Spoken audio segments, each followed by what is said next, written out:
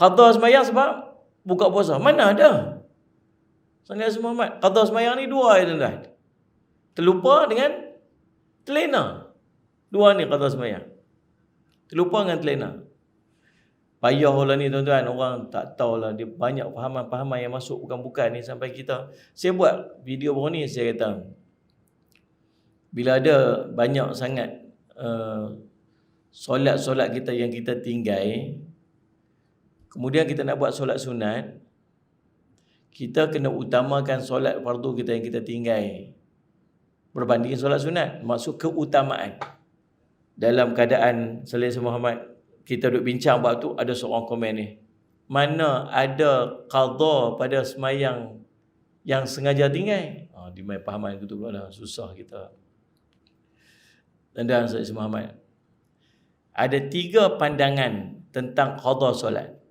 Dengar elok ni, jangan duk potong separuh, dengar 3, saya sebut 3.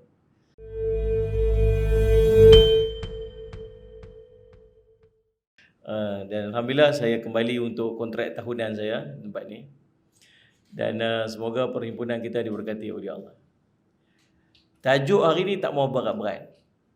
Tajuk hari ni nak cerita makan ya. Kan? Bulan Ramadan cerita makan bagus ya. Kita duk anggap bulan puasa, cerita puasa.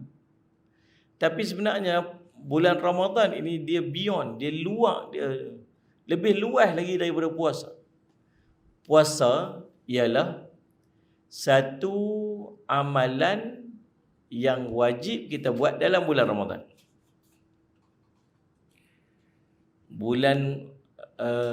Puasa adalah satu amalan wajib dalam bulan Ramadan. Tapi ada benda lain wajib lagi. Antara benda lain yang wajib dalam bulan Ramadan ialah sembahyang. Ada orang puasa tak sembahyang? Ada? Bukan ada, berlambak. Ramai. Tuan-tuan nak tengok orang puasa yang tak sembahyang ni, tuan-tuan pergi buka puasa dekat restoran. Saya buat satu post baru ni dekat TikTok, Facebook, Instagram saya.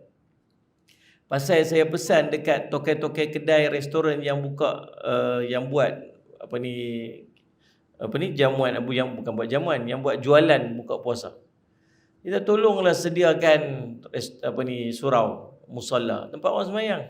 Sebab kita bagi kemudahan untuk orang buka puasa tu bagus dah, dapat pahala puasa tuan-tuan. Tuan-tuan katalah tuan-tuan ada orang yang nak kena Allahumma salli Muhammad, kerja stay back. Kata ada di kalangan staf kita yang nak kena kerja melepasi waktu buka puasa. Tuan-tuan jadi orang yang bertugas untuk sediakan tempat, bukan sediakan makan, sediakan tempat untuk mereka buka puasa. Tuan-tuan dapat pahala dah.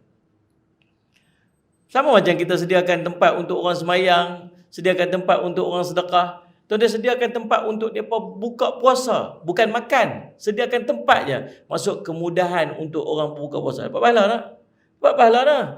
Tuan-tuan, kalau tuan-tuan buka restoran untuk orang buka puasa, ada orang buka puasa kat tempat kita dengan maksud memudahkan mereka untuk buka puasa, dapat pahala tak? Niat betul dapat pahala tak?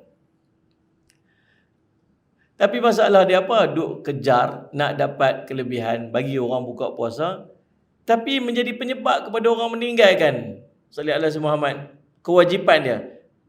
Tak sedia tempat Allahumma salli Muhammad solat. Dia kata, kami buat restoran bagi dia makan, dia punya makan, dia punya sembahyang, dia buat sendirilah. Memanglah, tapi kita yang panggil dia main buka puasa kat tempat kita. Kan kempen flyers keluar, bubuh dekat alam Facebook, panggil influencer main sedap. Influencer tu kata. Kita pun sampai terliuk dengar dia punya sedap kan. Dia sedap. Padahal tak sedap pun, nipu. Ramai gitu. Lepas tu saya kata kalau kedai-kedai yang viral pun tu jangan pergi lagi. Tentu selalu tak sedap. Ramai queue panjang masih viral. Faham tak? So, kita panggil dia mai, tiba-tiba dia mai tempat kita menyebabkan dia tak boleh nak semayang pasal kita tak sediakan tempat tu. Dan akhirnya dia buat keputusan, tak payah semayang, nanti ya qadha. Mana ada istilah qadha sebab buka puasa? Qadha semayang sebab buka puasa. Mana ada? Sallallahu Alaihi Muhammad. Qadha sembahyang ni dua ya tuan-tuan. Terlupa dengan terlena. Dua ni qadha sembahyang. Terlupa dengan terlena. Payahlah ni tuan-tuan, orang tak tahulah, dia banyak fahaman-fahaman yang masuk bukan-bukan ni sampai kita. Saya buat video baru ni, saya kata bila ada banyak sangat solat-solat kita yang kita tinggal, kemudian kita nak buat solat sunat, kita kena utamakan solat fardu kita yang kita tinggal berbanding solat sunat. Maksud keutamaan. So, kalau tuan-tuan ada tempoh tu, tuan-tuan hanya boleh pilih di antara yang fardu dengan yang sunat je. Tuan-tuan tak mampu nak buat kedua-dua sekali. Tuan-tuan, yang mana satu tuan-tuan nak utama? Yang wajib kan sunat? Yang wajib. Ya tak? Jadi kalau tuan-tuan nak pergi sembahyang tarawih, kemudian tuan-tuan ada banyak sembahyang fardu tuan-tuan yang tuan-tuan tak qada lagi. Tuan-tuan bangkit je lah buat qada. Tu imam usalli sunnatan tarawih raka'ataini imam lillahi ta'ala, tu imam tu dia niat solat tarawih. Tuan-tuan kat belakang usalli fardu salat Muhammad subhi raka'ataini qada'an ma'mum lillahi ta'ala. Boleh tak? Boleh tak? Boleh. Dia buat 2 rakaat tarawih, tuan-tuan buat rakaat qada. Dia buat rakaat tarawih, tuan-tuan buat rakaat qada. 20 rakaat dia buat tarawih dengan maksud 10 semayang dia, kita buat 10 semayang qada, kita dah selesai. Boleh tak? Boleh. Habis Ustaz doa kunut boleh je. Sami Allahu liman hamidah, Allahumma hdini fi man hadait. Ataupun Rabbana atina fid dunya hasanah fil akhirah. Waktu kita duduk diri tu Ustaz, baca apa-apa doa, Allahumma hdini fi man hadait pun tak apa dah. Rabbi ighfirli wa li walidayya. Tak baca doa kunut pun tak apa, sebab doa kunut tu sunat. Selesai dah, dia dapat dah 10 solat fardu qada dia. Betul tak? Kalau tak mampu nak buat kedua, tapi kalau dia boleh buat kedua-duanya, tu lagi baik. Dalam 10 dia buat, satgi dia sambung pula dengan qada dia, bulan Ramadan dia perbanyak qada, tu boleh buat, boleh. Dalam keadaan Sallallahu Muhammad, kita duduk bincang bab tu, ada seorang komen ni, mana ada qada pada semayang yang sengaja tinggal. Di main pahaman itu pula lah, susah kita. Dan Sallallahu Muhammad, ada 3 pandangan tentang qada solat. Nombor 1, pandangan ulama mazhab, termasuk mazhab Syafi'i. Yang pertama, tak boleh buat apa-apa solat. Dengar elok ni, jangan duk potong separuh. Dengar 3, saya sebut 3. Yang pertama daripada yang 3, dah sebut tu, boleh potong pun ada juga kan. Yang pertama daripada 3, 1/3 ni, dengan maksud dia tak boleh buat apa-apa benda, termasuk pi melancong, termasuk pi buat benda-benda kesukaan dia, apa-apa nak buat, melancong ke, nak pi makan hebat-hebat ke, tak boleh buat, sebab dia ada solat fardu dia yang masih belum qada lagi. Satu pendapat.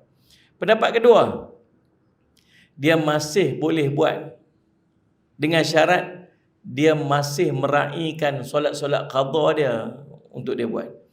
Dia nak pergi melancong boleh, dengan syarat hang qada sama solat-solat hang yang tinggal. Nak pergi makan boleh, dengan syarat hang jangan tinggal qada-qada ni. Hang nak buat solat-solat sunat pun boleh. Nak buat solat sunat pun boleh, dengan syarat qada sembahyang yang fardu yang hang tinggal tu. Ini pendapat kedua. Dan pendapat ni lah yang paling sesuai untuk kita. Faham ni? Pendapat ketiga, tak payah qada.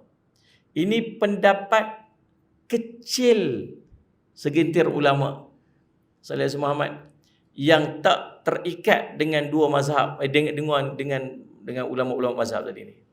Dia panggil dia Salafiyah, ada gelaran Wahabiyah, yang tu. Kan, gelintir kecil. Tapi jumhur kata apa? Jumhur kata wajib qada. So maksud jumhur ni siapa? Yang paling ramai daripada kalangan ulama. Segelintir ni apa? Sikit lah. So kalau tuan-tuan berjumpa dengan 1 pendapat, 2 pendapat. 1 pendapat ni, depan kita ni ada 20 orang guru kata. 20 orang ulama di depan kita ni. 18 ulama kat sini kata ya. 2 ulama kata tak tuan-tuan rasa tuan-tuan lebih cenderung nak ikut yang mana? Yang 18 ke yang 2? Faham ke tak faham soalan ni? Jadi kita ni orang awam, kecenderungan kita ialah kita kena ikut jumhur ulama. Sebab jumhur ni maksud ramai daripada kalangan ulama. So jumhur ulama daripada kalangan ulama mazahib atau mazhab-mazhab mewajibkan kita untuk qada solat kita. Yang kata tak payah qada ni apa hujah dia? Dia kata Nabi SAW tak kata kena qada pada sembahyang kecuali dua perkara, dua benda, tidur ataupun terlupa. Nabi kata, siapa yang terlupa, siapa yang tertidur, bila dia sampai kesedaran dia, maka qada sembahyang dia. Nabi tak kata orang sengaja tinggal, qada kena qada sembahyang. Dia kata gitu. Dia baca literal pada hadis. Ulama mazhab pula kata apa? Ulama-ulama yang lain, dia kata, kalau pada terlupa dan tertidur pun kena qada, apatah lagi kalau sengaja tinggal. Tinggal pasal apa? Terlupa. Tinggal pasal apa? Pasal terlena. Tinggal pasal apa? Sengaja. Hang terlupa kena qada. Hang terlena kena qada. Hang sengaja tinggal, hang tak payah qada. Macam ngam tuan-tuan. Dia kata, kalau terlupa dan terlena pun kena qada, apatah lagi kalau sengaja tinggal. Boleh faham tak? Salih si Muhammad. Contoh tuan-tuan tengok bola, kita dengan kawan kita tengok bola, sampai pukul 4 pagi. Pukul 4 pagi, Salih si Muhammad start bola. Habis dekat pukul 6. Kawan yang seorang ni, dia tengok bola, dia tak lena. Dia tak lena sampai subuh. Kawan seorang lagi terlena. Elok dah dekat kat nak subuh tu, pup dia terlena. Sedap-sedap habis dah pukul 7.30 pagi. Dah melepasi waktu subuh. Kawan yang duk berjaga tak lena ni, dia kejut pada orang yang lena tu. Bangkit. Hang terlepas subuh dah ni. Pukul berapa dah ni? 7.30. Lah, terlambat dah subuh. Bangkit pergi qada sembahyang. Hang tak sembahyang lagi. Hang sembahyang tak? Aku tak sembahyang. Pasal mana tak sembahyang? Aku tak payah qada. Pasal apa? Aku saja tinggal. Nampak tak tuan? Ini faham ke tak faham tuan? Jadi subhanallah. Salih Muhammad tu kaedah dia. Jadi subhanallah, Allahumma salli ala Muhammad, kalau maksudnya tuan-tuan jumpa satu pendapat dia panggil pendapat jumhur, maka itu salih sebab pendapat yang paling sesuai untuk kita berpegang. Dan keduanya, kita duduk pada dalam negara kita ni Salih Muhammad yang meletakkan mazhab Syafi'i sebagai pegangan mazhab setempat. Dan dia masih duduk dalam kalangan ulama mazhab, maka sesuai kita berpegang dengan pendapat itu. Khalas, selesai. Alhamdulillah. Jadi subhanallah, orang yang pi semayang, orang yang pi buka puasa dekat restoran, pasal apa tak semayang? Pasal aku pi buka puasa kat restoran tu, kemudian restoran tu pula tak ada surau disediakan. Kalau ada surau aku semayanglah. Tapi tak ada surau, tak apalah aku qada. Maksudnya apa? Tak ada qada pada saja nak pergi buka puasa. Tak. Dua aja tadi disebut. Lupa, terlena. Baik tuan-tuan, Allahumma salli ala Muhammad. Jadi subhanallah. Maka hari ini kita nak sembang tentang pahala, kita nak sembang tentang makan. Makan. Buka puasa. Pahala menjamu orang untuk berbuka puasa. Kata Nabi SAW, An Zaid bin Khalid al-Juhani radhiyallahu anhu qala Rasulullah sallallahu alaihi wasallam, man fattara sa'iman kana lahu mithlu ajrihi ghaira annahu la yanqusu min ajrihi as-sa'imi syai'an, atau kama qala Rasul sallallahu alaihi wasallam, rawahu Tirmizi. Kata Nabi sallallahu daripada Zaid bin Khalid al-Juhani radhiyallahu anhu, dia berkata, Nabi SAW bersabda, siapa yang bagi iftar, yang berbuka puasa, kepada orang yang berpuasa, maka dia akan mendapat pahala daripada puasa, pahala puasa orang yang berbuka itu tanpa mengurangkan walaupun sedikit. Hadis ini riwayat Imam At-Tirmizi. Ni tuan-tuan benda yang tuan-tuan boleh rebut tiap-tiap hari. Saya yakin di kalangan kita ni ramai-ramai jarang kita buka dan kita beli makanan untuk kita seorang. Tuan balik lagi, tuan beli makanan lebih ke? Kamu beli untuk seorang-seorang makannya? Faham soalan ke tak ni? Tuan-tuan balik lagi, tuan boleh singgah beli makan buka puasa tak? Boleh. Beli untuk seorang-seorang ke untuk isteri dengan anak-anak semua sekali kat rumah? Beli kat ramai-ramai makan lah. Faham tak ni? Kalau dia beli seorang-seorang balik, tak ni ayah punya seorang je. Apa beli tak adik? Tak beli ke?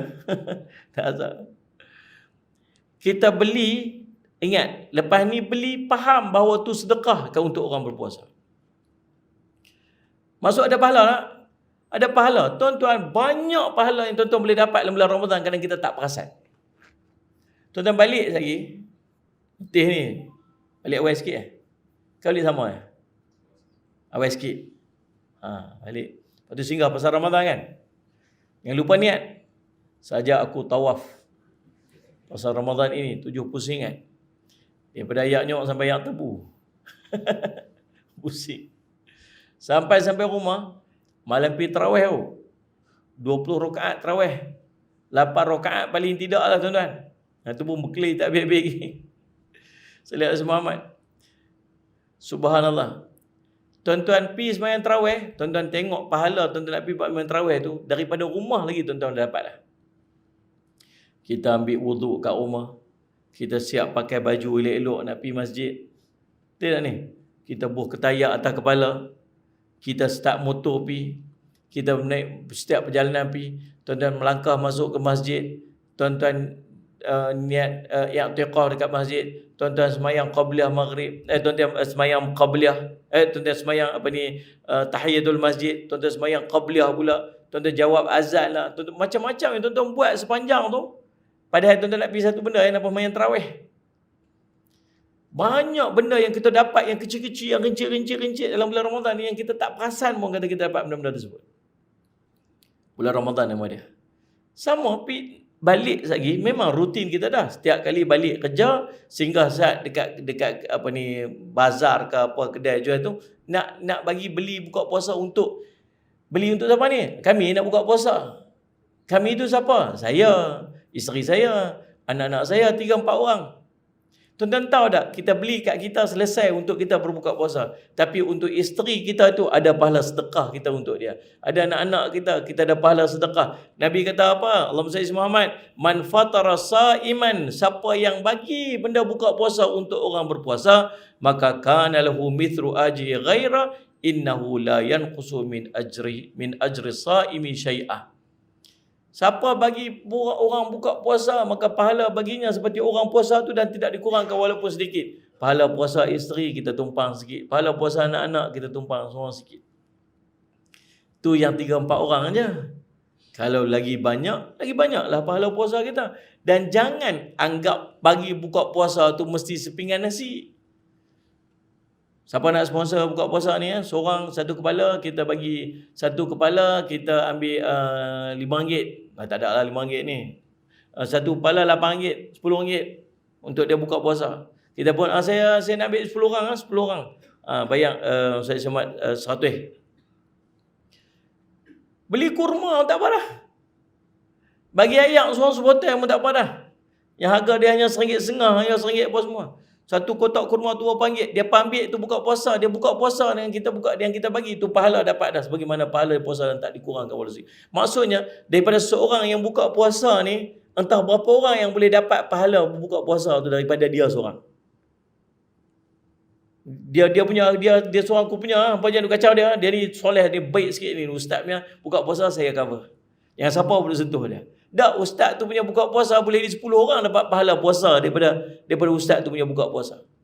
Ada orang bagi kurma ke dia, ada orang bagi ayak ke dia. Saya cuba nak bincang ni pasal nak bagi keluar sikit tau, nak bagi luas sikit kita punya pemikiran tentang pahala dalam bulan Ramadan ni.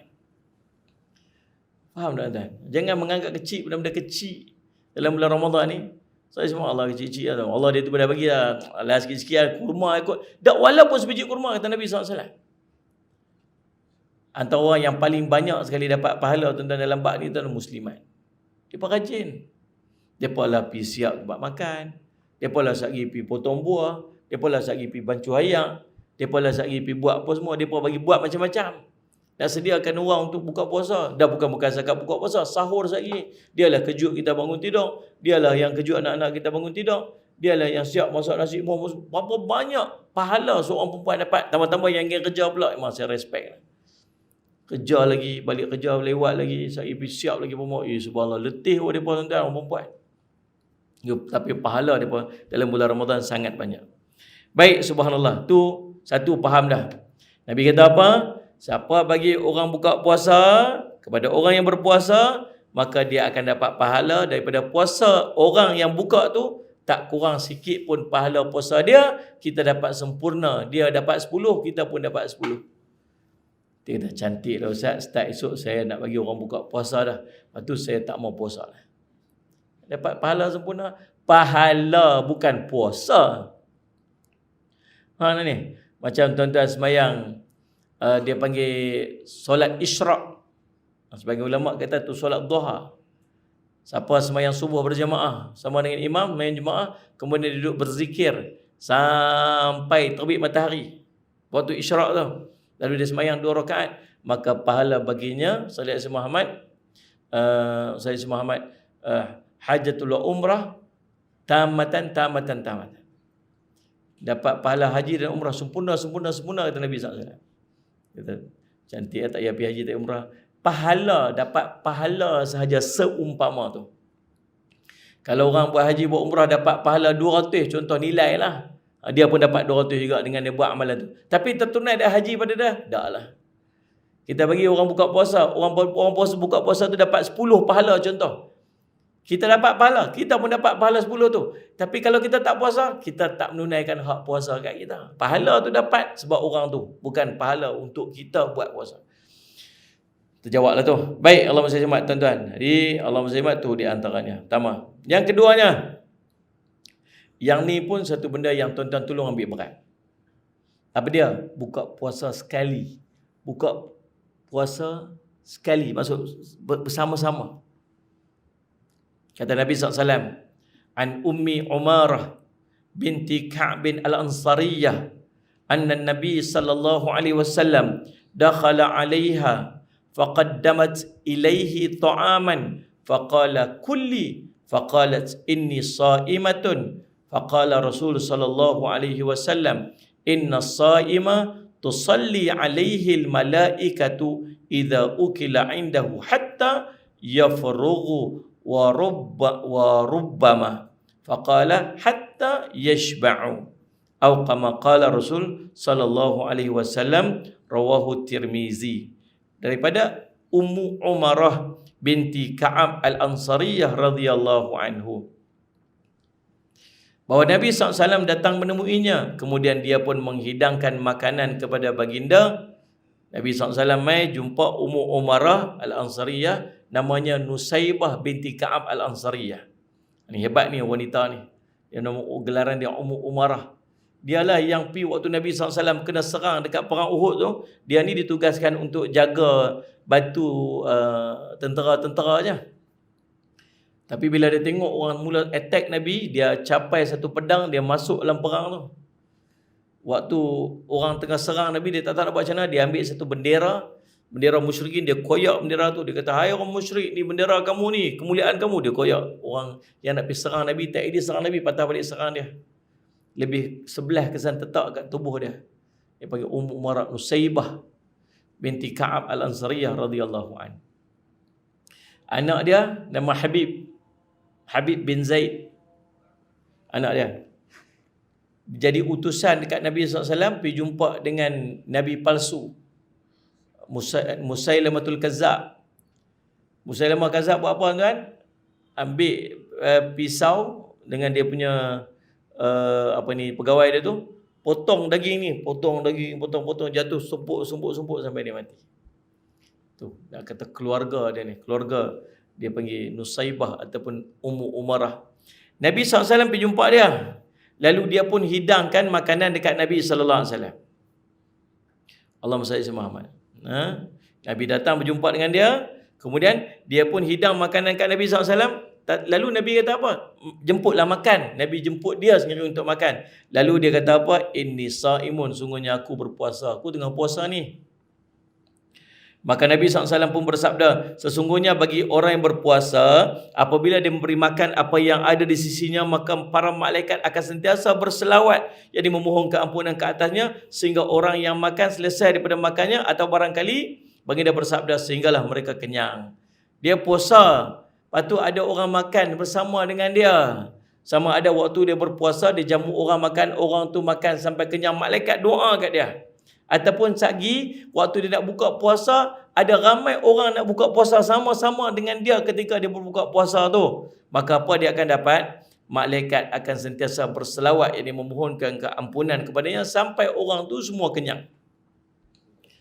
Ini kelebihan yang kita boleh dapat. Sebab tu ada dua waktu yang sangat istimewa. Waktu kita buka puasa dan waktu sahur. Kita jarang dapat momen ni sama-sama keluarga kita untuk makan sekali. Ni saya nak pesan kat tuan-tuan elok. Tuan-tuan, saya pernah jumpa seorang kawan. Saya tak tahu sebenarnya cerita kat sini ataupun tak. Saya cerita kat isteri, dia kata tak tahu nak cakap apa dekat sini. Tiap-tiap tahun duk perah benda yang sama je. Kan tak? Lepas tu hari ni pilih pasal buka puasa.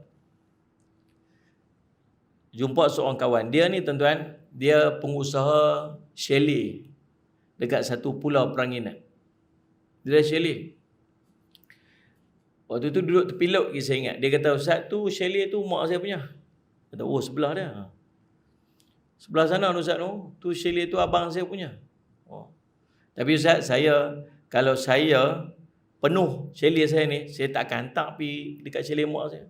Saya tak akan hantar orang tu, pasal orang main, oh chalet saya penuh, saya minta maaf ya. Sebelah sana chalet mak saya, pergi sana. Saya tak akan hantar Ustaz. Dia pasal apa lagu tu? Dah anggap macam musuh meniaga. Ustaz, kami tak ada hati Ustaz. Saya tak ada hati. Hati saya dengan keluarga saya ni dah putus. Tak ada rasa apa.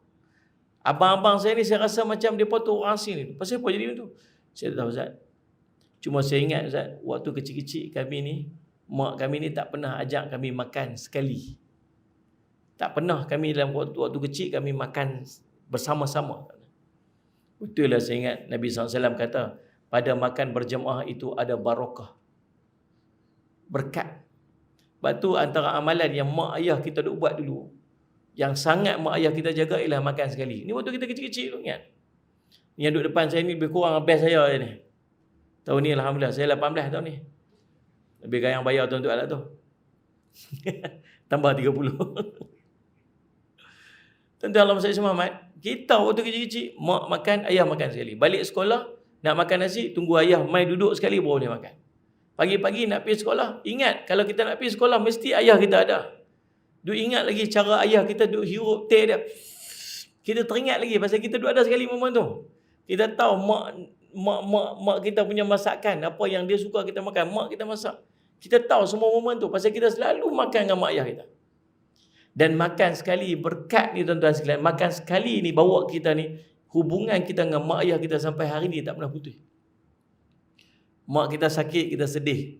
Mak ayah kita meninggal, ada di kalangan kita yang sampai depression sebab mak ayah dia meninggal. Pasal hubungan hati di antara kita dengan mak ayah kita sangat kuat. Antara benda yang kita buat dulu ialah makan sekali, makan bersama. Tuan-tuan nampak dia simple, tapi dia sangat istimewa di sisi agama. Tapi kita ada momen ni, kita tak ada tuan-tuan. Kita mana ada. Tuan-tuan kerja. Isteri kita pun kerja.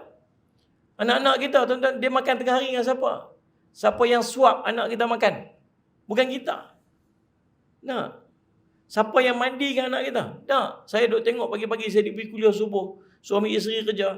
Yang ni, anak duduk tidur lagi ni, duduk pegang. Duduk dukung. Tidur lagi. Yang seorang duduk atas stroller. Yang abang besar sikit duduk berjalan. Duduk pegang. Pakai baju tidur tu lah. Dia tidur malam tu. Yang tu lah dia pegang. Bawa pena. Hantar rumah pengasuh. Siapa mandikan dia lagi? Pengasuh dia, bukan kita. Siapa yang siap breakfast? Anak kita bila terjaga, dia nampak muka siapa? Dia bukan nampak muka kita. Dia nampak muka pengasuh dia. So, mana kita dalam hidup dia? Waktu kita balik-balik, nak pergi ambil dia dekat rumah pengasuh dia, dah siap mandi dah, siap bedak dah, siap sikat rambut dah. Siapa yang uruskan dia? Siapa yang sentuh tubuh dia? Siapa yang suap makan ke mulut dia? Tak ada siapa. Sebab tu yang paling melekat di hati dia adalah pengasuh dia, bukan kita. Kita ni nobody. Kita tolong jaga dia saat malam aja. Saat jam malam tu pun 2 jam, lepas tu dia tidur. Esok ulang rutin yang sama. Tu tuan-tuan harap dia nak doa kat kita. Tuan-tuan harap dia nak jaga kita, dia nak kasih kat kita. Kita tak ada pun, kita tak appear pun dalam hidup dia sebenarnya. Tambah-tambah balik 2 jam duduk. Kita dengan handphone kita, dia dengan handphone dia. Nak bawa pergi makan konon. Tuan-tuan tengok ni, saya duk pesan satu benda lah. Saya tak tahu, saya harap tuan-tuan tak buat lah. Tuan-tuan bawa anak-anak kita pergi makan kat restoran. Tuan-tuan tak mau dia ganggu kita, kita bagi handphone kat dia. Saya harap tuan-tuan tak buat lah, tuan-tuan tolong jangan buat. Pasal waktu tu tuan-tuan telah merosakkan dia dalam keadaan tak sedar. Kita dulu waktu kita kecil-kecil, kalau kita makan, setiap orang anak-anak kita karakter masing-masing. Kau ni penjatuh ayak lah, kau ni qiyau kuat lah, kau ni bagi apa semua benda tak mau lah. Semua ada karakter. Dan apa mak ayah kita buat? Mak ayah kita layan kita. Dia pun bergilir makan, sanggup. Tak apa, mak makan dulu, biar ayah jaga anak sat. Dia bawa kita jalan, dia pujuk kita, dia communicate dengan kita. Saya baca tentang artikel tentang macam mana gadget ni merosakkan budak. Tuan-tuan, waktu usia dia kecil, kita sedang bina, kita sedang membunuh image, kita sedang membunuh karakter dia. Yang namanya tuan-tuan, dia panggil, Allah masih semat apa? Interpersonal skill. Kita crack, kita bunuh. Sebab tu anak-anak kita, dulu kita waktu kita kecil-kecil, mana kita pernah dengar tentang dia panggil apa? Allah masih Muhammad, introvert, extrovert. Kita tak pernah dengar ni.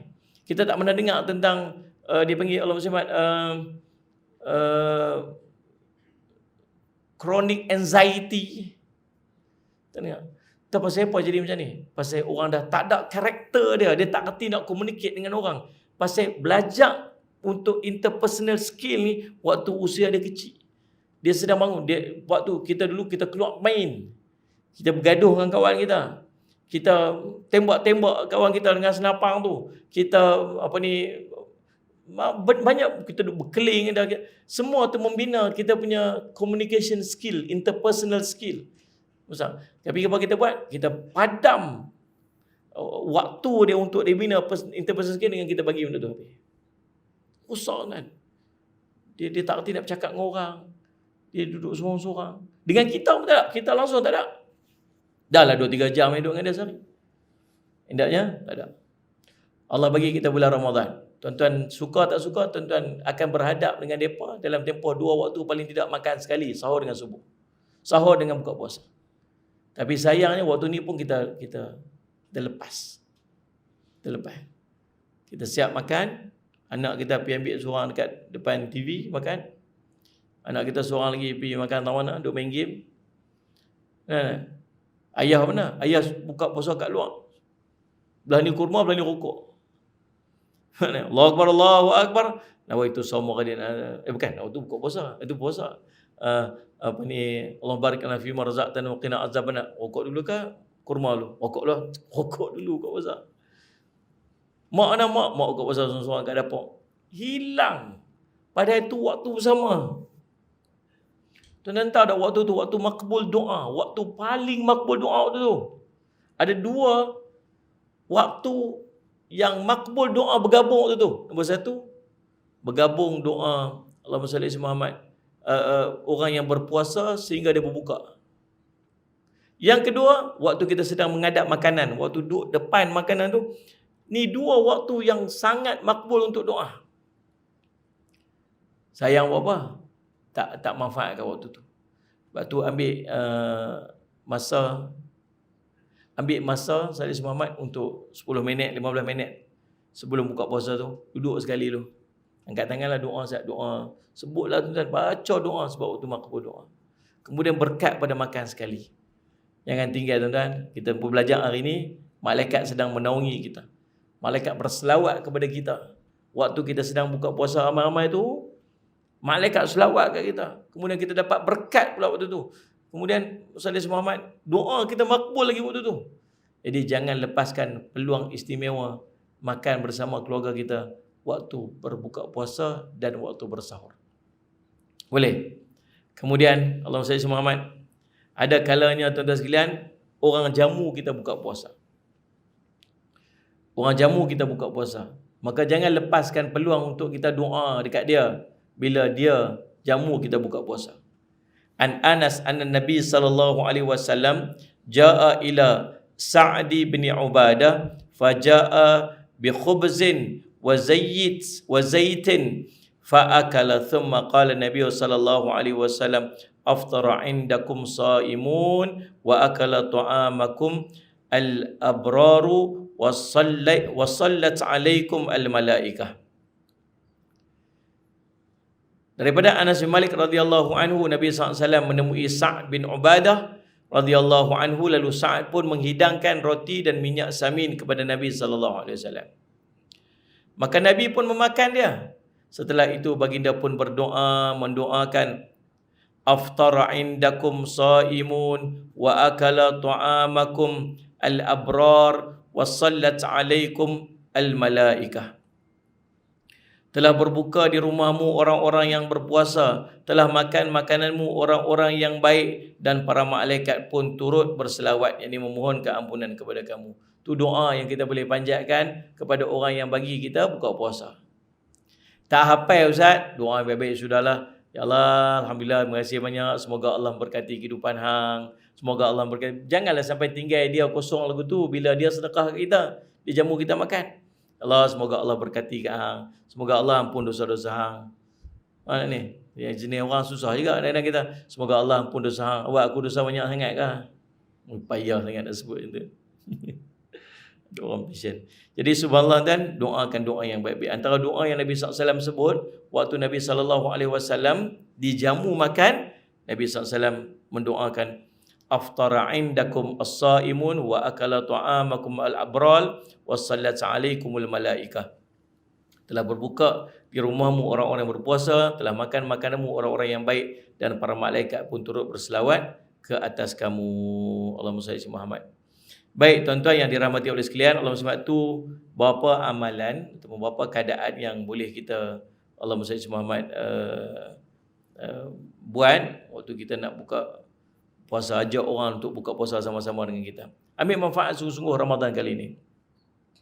Jangan lepaskan peluang kita untuk memperbanyakkan amalan dalam bulan Ramadan ini. Kata Nabi sallallahu alaihi wasallam, Allahumma salli ala Muhammad, man qama ramadanan imanan wa ihtisaban ghufira lahu ma taqaddama min zambi. Siapa yang mendirikan bulan Ramadan imanan wa ihtisaban, dengan iman dan harap sungguh-sungguh pada Allah, maka ghufira lahu ma taqaddama min zambi, maka Allah akan mengampunkan dosa-dosa yang terdahulu. Kata ulama, apa yang dimaksudkan dengan menghidupkan Ramadan? Yang kata hidupkan Ramadan tu apa? Allahumma salli ala Muhammad. Kata ulama, berpuasa pada siang harinya dan perbanyakkan ibadat pada malam hari dia. Siang puasa, malam perbanyakkan ibadat. Itu dimaksud sebagai qama Ramadan, menghidupkan Ramadan. Cuma tuan-tuan, kita ni bukan jenis orang yang sembahyang banyak, ibadat banyak. Bukan jenis macam tu. Kita ni jenis orang yang kalau boleh nak buat sikit-sikit je. Nak buat juga, tapi tak usahlah nak buat banyak-banyak sangat. Saya tanya tuan-tuan, tuan-tuan jawab ikhlas. Di antara dua masjid yang duduk sebelah-sebelah rumah tuan-tuan tu, satu masjid, satu surau. Satu masjid buat 20 rakaat, yang surau sebelah tu buat 8 rakaat. Tuan-tuan rasa tuan-tuan sedap nak pergi yang mana? Ikhlas je buat ikhlas. Kenapa? Sebab kita ni walaupun nak buat banyak, tapi kita tahu kita tak mampu nak buat banyak. Kalau ada pilihan lagu tu, kita akan cari yang sikit. Baiklah, di antara 28 masjid di surau ni buat 8, surau ni pun buat 8. Surau ni baca satu muka surat, satu rakaat. Surau ni baca qul ya qul Allah je. Tuan-tuan rasa tuan nak pergi mana? Qul Allah ni, tu kita. Lepas tu kalau ada lah masjid yang buat 20 rakaat 8 minit macam dekat ni yang kita tengok dalam video tu. Bismillahirrahmanirrahim. Allahu Akbar. Bismillahirrahmanirrahim. Amin. Macam tu ya. Saya rasa mau 3 tingkat masjid tu. Habis satu Malaysia semua turun pergi masjid tu agak. Tuan-tuan, saya semua amat. Kita jenis nak buat, tapi kita tahu kita ni jenis malas nak buat. Kita jenis nak buat, tapi kita tak rasa kelazatan pada ibadat kita. Sama, sebab tu para sahabat Nabi SAW bila masuk Ramadan, dia pun boleh minta ke Nabi, Rasulullah boleh tak kalau jadikan Ramadan ni sepanjang tahun ni Ramadan? Dia boleh minta macam tu. Kalau kita lah agak waktu kita kata apa? Boleh tak kalau tak ada langsung? Bukan minta banyak tahun. Kalau minta kurang sikit kada cakap. Minta kalau tak ada langsung boleh tak? Tapi itulah kita. Tapi nak buat juga. Nak buat juga sekadar mampu. Sebab tu tuan-tuan nampak. Tuan-tuan pergi main tarawih lagi ni. Ada tak yang tak tarawih dah waktu ni? Baru malam keempat tu malam ni tuan-tuan. Semalam malam 3. Ada tak yang tak pergi tarawih lagi? Adakah yang dah tak pergi tarawih dah? Tak ada kot. Saya ingat semua yang duduk depan saya ni semua pergi kot. Tidak? Kan ada tuan-tuan yang haid kan? Pergi kot. Penat tak? Penat lah Ustaz. Letih tak pergi kerja lepas tu malam pergi tarawih lagi? Letih tak? Letih. Tapi pasal apa tuan-tuan buat juga? Pasal satu je, nama dia iman. Iman. Tu tanda tuan-tuan masih punya iman. Tuan-tuan percaya tentang kelebihan Ramadan. Tak payah duk cerita lah yang pi ni bukan semuanya pi ikhlas nak pi ke. Ada yang nak pi pasal dah semua orang pi. Saya kalau aku tak pi lagi orang kata apa pula. Yang pi ni pasal apa? Pasal bini lah. Daripada petang tu dah popai. Baik saya pi Ustaz, start motor saya pi masjid. Tenang sikit kat sana. Tuan-tuan, tuan-tuan cerita apa niatlah hati dia. Nabi kata apa? Nabi kata, siapa yang nampak orang tu berulang alik ke masjid, bersaksilah bahawa dia orang beriman. Clear?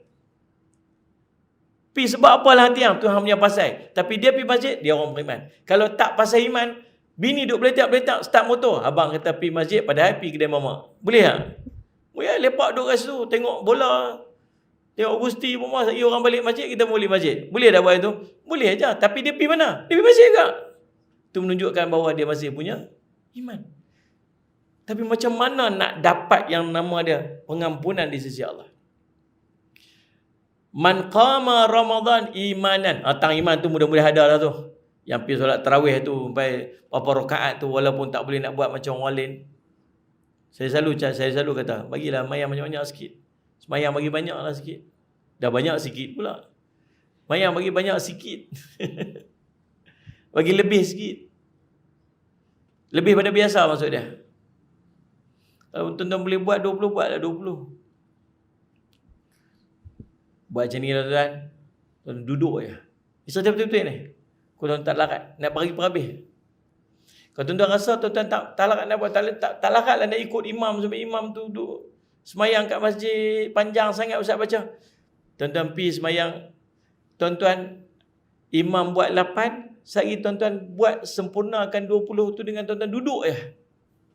Saya nak encourage tuan-tuan untuk buat je. Sebab mayang sunat bukan syarat diri. Tuan-tuan sihat, tuan-tuan duduk pun boleh tuan-tuan dapat. Janji buat je. Hang sakit ke? Tak. Lepas tu pasal apa mayang duduk ni? Saja. Boleh? Boleh. Lepas tu dah kita semayang sendiri, tuan-tuan baca qul ya qul Allah dah. Tapi qul ya qul Allah pun rasa macam panjang sangat Ustaz. Terus baca apa? Sungguh waladhdallin amin. Allahu akbar. Sami Allahu dah. Allahu akbar. Sambil senyum ya. Boleh? Boleh. Tapi Ustaz saya tak erti selawat. Tak usah selawat. Tak apa. Doa pun tak erti. Apa daripada doa tu?